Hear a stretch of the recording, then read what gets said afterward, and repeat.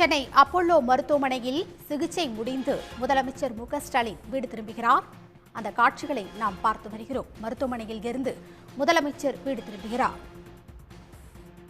கூடுதல் விவரங்களுடன் இணைகிறார் செய்தியாளர் சமய மணிவண்ணன். விவரங்கள்.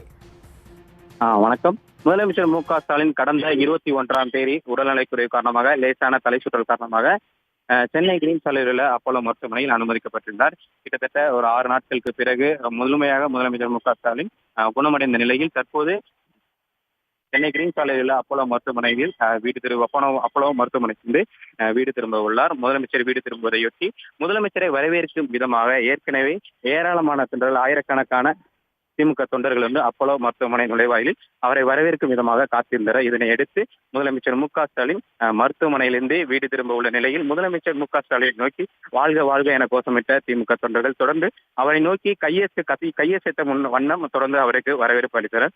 இதன் தொடர்ச்சியாக முதலமைச்சர் ஸ்டாலினும் தொண்டர்களை நோக்கி கையசைத்தவாறு தற்போது சென்னை அப்போலோ மருத்துவமனையிலிருந்து வீடு திரும்பியுள்ளார். முதலமைச்சர் மருத்துவமனையில் இருந்து டிஸ்சார்ஜ் செய்யப்பட்டுள்ளார். மருத்துவமனை நிர்வாகம் தரப்பில் என்னென்ன சொல்லப்பட்டிருக்கு சமய மணிவண்ணன்?